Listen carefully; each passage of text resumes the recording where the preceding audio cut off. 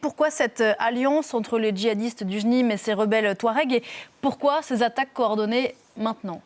Comme vous le dites, on a beaucoup de questions, plus que de réponses, mais on a quand même quelques éléments pour comprendre cette situation. On vient de l'entendre avec Serge Daniel et Alexandra Coarini, est très instable toujours. Elle n'est d'ailleurs pas toujours très claire. On voit bien qu'on a du mal à avoir des informations, et notamment en temps réel, qui nous viennent du Mali. Ce sont des attaques d'une ampleur sans précédent, qui sont menées conjointement par les djihadistes du JNIM et par les indépendantistes Touaregs du Nord, qu'on appelle le Front de libération de l'Azawad. Ce Front de libération de l'Azawad, concrètement, il avait signé un accord avec le pouvoir malien en 2015, mais quand cette junte a pris le pouvoir par la force quelques années plus tard, eh bien, elle a rompu cet accord, et donc eh bien, le Front de libération de l'Azawad a décidé de reprendre les armes. Et depuis, eh bien, la junte, elle est confrontée à des violences de la part de ces indépendantistes et de la part de ces djihadistes du JNIM qui ne sont pas d'accord sur grand-chose, si ce n'est qu'il faut s'en prendre à cette junte et aux mercenaires russes qui la soutiennent, pour ne pas dire qu'ils la portent à bout de bras. Et donc, ils ont décidé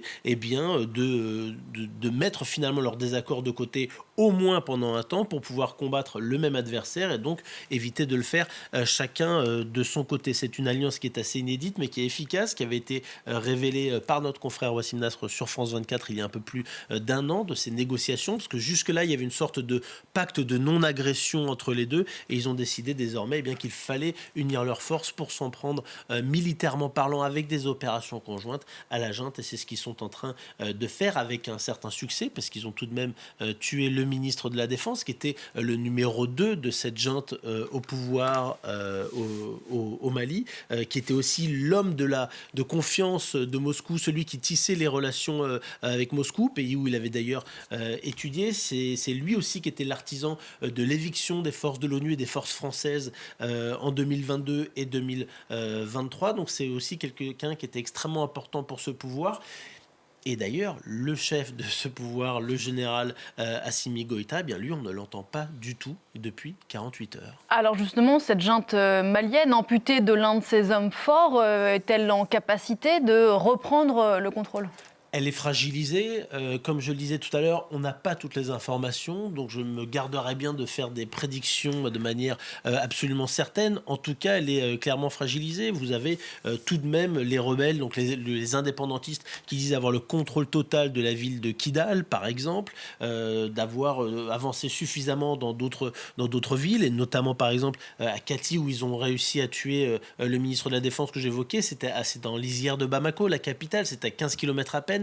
C'est la ville garnison, là où tous les généraux de cette junte habitent. Symboliquement parlant, c'est donc très fort. C'est quand même presque plus important actuellement que Bamako, parce que c'est là qu'il y a le réel pouvoir, et ils ont réussi à aller suffisamment profondément pour pouvoir, même si c'est avec un véhicule piégé, pour pouvoir éliminer donc le numéro 2 de la junte. Néanmoins, cette riposte de la junte, elle est quand même compliquée, parce que ces violences n'est pas un épiphénomène. Ça fait des années qu'il y a à la fois les djihadistes et les indépendantistes qui se battent contre le pouvoir central, qui désormais unissent leurs forces. Mais les djihadistes étaient notamment puissants, très puissants même dans des campagnes.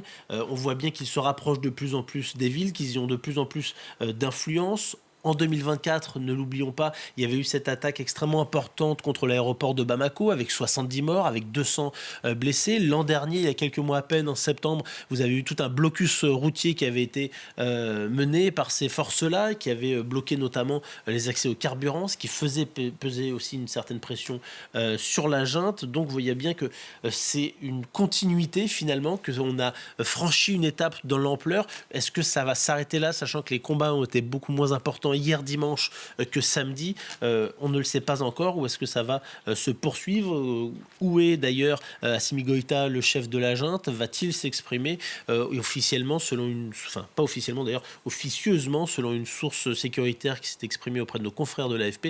Il aurait été exfiltré de la ville de Kati, que je vous ai évoqué tout à l'heure, mais on ne sait pas où il est actuellement. Merci beaucoup Antoine. Voilà ce que l'on pouvait dire à cette heure sur la situation au Mali. On y revient.